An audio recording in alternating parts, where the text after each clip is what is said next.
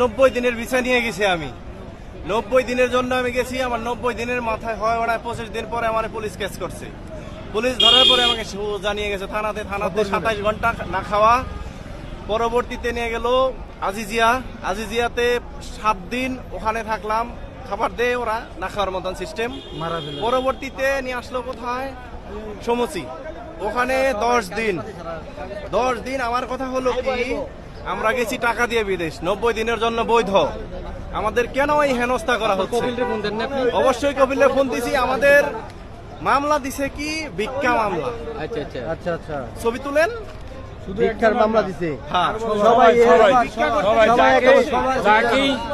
রোডে পাচ্ছে ভিক্ষা করতে গেছি, ভিক্ষা করে বাড়ি বেচার মামলা, ভিক্ষার মামলা, এগুলো দেয়, বাড়ি দেওয়ার মামলা, এগুলো দেয়। এগুলোর কোনো অর্থ আছে? আসলে এই যে নিয়ে যাচ্ছে, নতুন করে অনেকেই নিয়ে যাচ্ছে, আজকেও তো হয়তো শত শত মানুষ যাবে। আপনারা কোন শহর থেকে আছেন?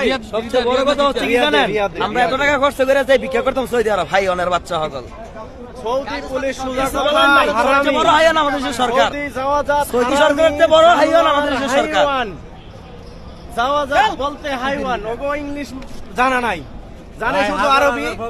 ঘরে বলে হাইওয়ান, কষ্ট করতে বাংলাদেশ সরকারের কাছে বাংলাদেশ সরকার যেন আমাদের একটা পদক্ষেপ নেয়। বিনা কারণে জেল খেললাম একটু দিন, এত কষ্ট জেলের ভিতরে ভাই, প্রচুর পরিমাণ ঠান্ডা, গলা এক একটার অবস্থা খারাপ, খানা দানা ঠিক নাই, কিছু নাই, প্রত্যেকটা খাবারের সাথে মেডিসিন থাকে।